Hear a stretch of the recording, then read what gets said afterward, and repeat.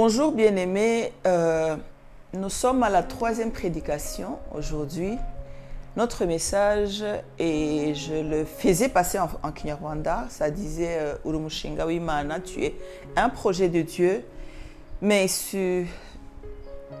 j'allais dire bizarrement, pas bizarrement, mais je sens fortement le Saint-Esprit m'amener un peu ailleurs.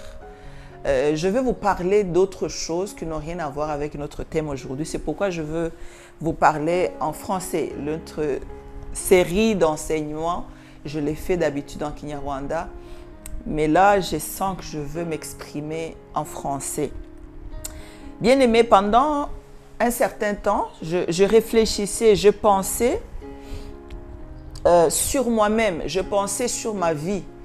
Et je suis arrivée à un certain moment à me poser des questions du genre, Seigneur, pourquoi ça? Pourquoi ceci? Alors, le Seigneur m'a dit que pendant longtemps, tu as donné des messages, tu as prêché, tu as enseigné, tu as préparé, donc tu as donné des messages verbaux. Je décidais que tu puisses être un message toi-même en tant qu'individu. Alors là, je ne comprenais pas, j'avais l'impression que devenir un message, c'était un message destiné à moi. Et à moi toute seule parce que il y a des choses qui se sont passées ce mois dans ma vie. Je me disais, Seigneur, je n'ai jamais imaginé, je ne pouvais pas penser que ce genre de choses puissent m'arriver. Parce que lorsque tu reçois le Seigneur, à un certain moment, tu marches avec le Seigneur. Tu te dis que tu connais le Seigneur et tu connais les coutumes, les habitudes. Tu penses connaître le Seigneur. Mais notre Dieu est tellement vaste. Il nous apprend tout le jour et à chaque saison de la vie.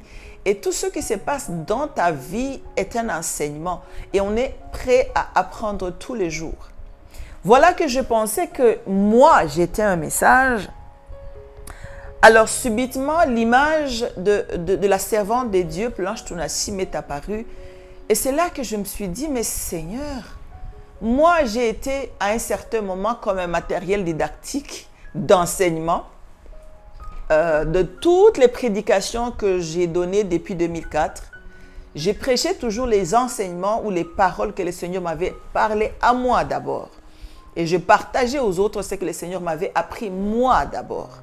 Jusqu'au jour où il y a des choses qui se sont bousculées dans ma vie. Et je me suis dit, Seigneur, je n'ai jamais pensé, imaginé, envisagé que ce genre de choses puissent m'arriver. Alors là, je me suis rendu compte que ma vie est devenue un message d'abord pour moi-même et pour le corps de Christ et pour l'entourage. Je vous disais alors, c'est là que l'image de la servante de Dieu qui nous a quittés récemment, Blanche Tunasi, m'est apparue. Alors j'ai dit, Seigneur, pourquoi tu as permis que cette merveilleuse femme s'en aille, qui servait tellement bien auprès de son mari? Son mari se reposait sur elle. Elle était un pilier dans le ministère du serviteur de Dieu. Alors pourquoi tu as permis que cette femme s'en aille? Alors c'est là que le Seigneur me répondra calmement et me dira encore une fois, elle est un message. Elle est en soi un message pour le peuple congolais et pour le corps de Christ. Un message. Oh Seigneur, comment est-ce qu'une femme si merveilleuse peut devenir un message? Je me suis rendu compte que le message de Dieu est plus grand que l'individu. Le message de Dieu est plus grand que moi. Pendant qu'on n'arrive pas encore à digérer le départ des Blanches, bien aimé, il y a avant-hier, voilà que j'apprends la mort subite du bishop Alan Kiuna du Kenya. Lui aussi, il s'en va, un grand homme avec un H majuscule, bien aimé dans le Seigneur. Alors là, ça me perturbe encore plus. Le bishop Alan Kiuna, c'était un père pour ses enfants. Il était un père pour ses enfants. Il était un père pour l'église d'ICC Kenya et d'Otas of Zion. un mari merveilleux pour sa femme, un ami pour sa femme. Sa femme avait pour cet homme un ami, une personne qui avait l'épaule sur qui cette femme pouvait se reposer. Seigneur, pourquoi cet homme de Dieu, tu permets encore une fois qu'il s'en aille? Pendant qu'il était tellement utile pour sa femme, tellement utile pour ses enfants, tellement utile pour son Église et le corps de Christ. Un homme qui était un modèle de mariage, des serviteurs de Dieu. Vous savez, à un certain moment, il y a comme mythe. Pour servir le Seigneur, il faut être malheureux, il faut être triste, il faut être trop sérieux. Mais ce couple d'Alan et de Kathy Kiuna, c'était un couple qui transmettait la joie et l'espoir qu'on peut servir le Seigneur en étant heureux. On peut servir le Seigneur en étant amoureux de sa femme ou en étant amoureuse de son mari. On peut servir le Seigneur en étant joyeuse. Donc, c'est des gens qui donnaient de l'espérance dans le mariage et des couples. Et subitement, encore une fois, cette personne vient de partir. Alors, je me suis posé la question, Seigneur, qu'est-ce que tu es en train de nous apprendre? Qu'est-ce que tu veux nous dire? Pourquoi des choses comme ça se passent? Pourquoi des gens bien s'en vont? Pourquoi des gens utiles partent? Je suis arrivée en retard à mon studio pour passer ce message parce que il y avait beaucoup des idées se bousculaient dans ma tête. Je devais continuer le thème que j'avais, une série d'enseignements. J'étais prête à continuer, mais ce message est tellement lourd et tellement précis dans ma tête que je ne peux pas passer à côté. C'est alors que je suis allée lire dans la Bible, dans Ézéchiel. S'il le faut, je veux vous lire ça. Si vous n'allez pas avoir le courage de tout lire. Lisons dans Ézéchiel 24. Je me suis rappelé l'homme de Dieu, Ézéchiel, ce qui lui est arrivé. Ézéchiel 24, la Bible nous dit ceci. Oh Seigneur, que le Seigneur nous aide. Que le Seigneur nous aide et que le Seigneur t'aide aussi à comprendre ce que Dieu veut nous parler spécifiquement en ce moment. C'est quoi le message de Dieu? Ézéchiel 24. Je cherche ça dans mon téléphone. 24, le premier verset. Commençons au deuxième. Fils de l'homme, mets par écrit la date de ce jour. De ce jour-ci, le roi de Babylone s'approche de Jérusalem. C'est de Jérusalem en ce jour même. Propose une parabole à la famille de rebelles et dis-leur ainsi parle le Seigneur, l'Éternel. Place la chaudière et versez-y de l'eau. Mettez-y les morceaux, tous les bons morceaux, les cuisses, la cuisse, l'épaule, remplis-la des meilleurs os. Choisis dans la troupe et entasse du bois sous la chaudière. Fais bouillir à gros bouillon et que les eaux qui sont dedans cuisent aussi. C'est pourquoi ainsi parle le Seigneur, malheur à la ville sanguinaire, chaudière pleine de rouille et dont la rouille ne se détache pas. Tire-en les morceaux les uns après les autres sans courir au sort. 7e verset. Car le sang qu'elle a versé est au milieu d'elle. Elle l'a mis sur le roc nu. Elle n'a pas répondu sur la terre pour les couvrir des poussières. Afin de montrer, écoutez-moi bien, suivez bien ce message. Afin de montrer ma fureur, afin de me venger, j'ai répandu du sang sur le roc nu pour qu'il ne fût pas couvert. C'est pourquoi ainsi parle le Seigneur l'Éternel. Malheur à la ville sanguinaire, moi aussi je vais faire un grand bûcher. Entasse les bois, allume le feu, cuis bien la chair, assaisonne-la et que les eaux soient brûlées. Puis mets la chaudière vide sur les charbons afin qu'elle s'échauffe, que son airain devienne brûlant, que sa souillure se fonde au-dedans et que sa rouille se consomme. Les efforts sont inutiles. Les efforts sont inutiles, la rouille dont elle est pleine ne se détache pas, la rouille ne s'en ira que par le fer. 13e, le crime est dans ta souillure, parce que j'ai voulu te purifier et que tu n'es pas devenu pur. Tu ne seras plus purifié de ta souillure jusqu'à ce que j'assouvis sur toi ma fureur. 14e verset. Moi l'Éternel, j'ai parlé, cela arrivera et je l'exécuterai. Je ne reculerai pas et je n'aurai ni pitié ni repenti. On te jugera selon ta conduite et selon tes actions, dit le Seigneur éternel. La parole de l'Éternel me fut adressée en ce mot, fils de l'homme. Voici, c'est là où se trouve mon message. Voici, je t'enlève par une mort soudaine. Je t'enlève par une mort soudaine, ce qui fait le délice de tes yeux. Tu ne te lamenteras point, tu ne pleureras point, et tes larmes ne couleront pas. Soupire en silence. Ne prends pas le deuil des morts. Attache ton turban, mets ta ceinture à tes pieds, ne te couvre pas la barbe et ne mâche pas le pain des autres. J'avais parlé au peuple le matin et ma femme mourut le soir. Ça, c'est Ézéchiel qui parle. Le lendemain matin, je fis ce qui m'avait été ordonné. Et le peuple me dit, ne nous expliqueras-tu pas parce que signifie pour nous ce que tu es en train de faire?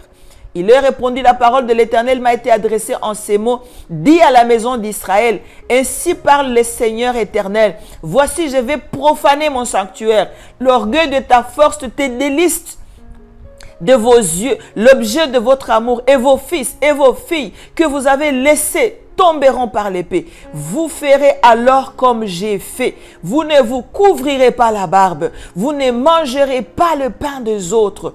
Vous aurez vos turbans sur la tête et vos chaussures aux pieds. Vous ne vous lamenterez pas et vous ne pleurerez pas, mais vous serez frappés de langueur par vos iniquités et vous gémirez entre vous. Ézéchiel sera pour vous un signe, un message. Ézéchiel avait eu beaucoup de temps à parler au peuple d'Israël en leur disant de la part de l'Éternel. Jusqu'à ce qu'à un certain moment, l'Éternel, j'allais dire, en avait marre. C'est comme si les paroles ne suffisaient pas. Il a fallu que le Seigneur transforme Ézéchiel en message, transforme Ézéchiel en un signe, bien-aimé dans le Seigneur. J'ai commencé par moi-même. Je me posais des questions sur ma vie. Je me disais, c'est quel genre de signe je suis pour ma génération, avec ce qui s'est passé dans ma vie et avec ce qui continue à se passer dans ma vie. C'est quel signe, c'est quel message qu'a passé notre sœur, la servante de Dieu, Blanche Tounassi. C'est quel signe, c'est quel message? Qu'est-ce que le Seigneur veut nous apprendre, bien-aimés? Ézéchiel, Dieu vient de lui dire la souffrance et la douleur par lequel le Seigneur est en train de passer et dire, comment est-ce que mon peuple ne m'écoute pas? Comme vous ne voulez pas m'écouter, je vais utiliser vos délices, je vais utiliser vos soutiens, je vais utiliser les hommes et les femmes sur qui vous vous reposiez, qui étaient des piliers dans le ministère, qui étaient des piliers pour plusieurs, pour vous bousculer un peu pour que vous puissiez comprendre. Ce qui s'est passé dans un long message, au passage que je viens de lire, bien-aimé, le Seigneur a dit à Ézéchiel, tu vas perdre ta femme. Et lorsque tu vas perdre ta femme, dans la coutume, il y avait des cérémonies qui se faisaient pour prouver que tu as perdu quelqu'un, que tu es en deuil. Nous avons l'habitude de pleurer, de faire un deuil et tout. Eux, ils avaient des rituels que j'ai dit tout à l'heure. Et le Seigneur lui a dit, vous ne ferez rien de tout ce que vous avez l'habitude de faire lorsque vous perdez quelqu'un. Tu vas faire comme si de rien n'était. Je ne veux pas t'écouter pleurer. Tu ne vas pas pleurer jusqu'à ce que les gens se posent des questions autour de toi. Tout à l'heure, je viens de suivre en direct le culte sur DCC, là où le bishop Alan et Cathy Kiouda étaient pasteurs. J'ai vu comment la chorale est en train de louer le Seigneur. Il y avait un deep praise and worship et la personne qui officiait le culte est en train de dire « Réjouissons-nous dans le Seigneur ». Même si le père de la maison est parti. Bien-aimé, on ne l'a même pas encore enterré. Avant de venir ici, j'étais en train de suivre ça en live. J'ai dit ça, c'est le message d'Ézéchiel. Comment est-ce que la maison où Bishop Alan Kiuna a toujours été la place, sa chaise est vide. Tout à l'heure, j'ai regardé une photo qu'on a mise sur Facebook, la photo de Marcelo Tounassi, l'homme de Dieu. On lui a montré où il est dans l'église, toute seule, à côté, là où s'asseyait Blanche. La chaise est vide. Bien-aimé dans le Seigneur, il y a un message que le Seigneur est en train d'adresser au corps de Christ. Il y a un message pour le monde de la francophonie. Il y a un message pour le peuple congolais. Il y a un message pour le Grand Lac au travers de la mort de Blanche Tounassi. Il y a un message dans le parti anglophone avec le départ du bishop Alan Kiuna. Il y a un message.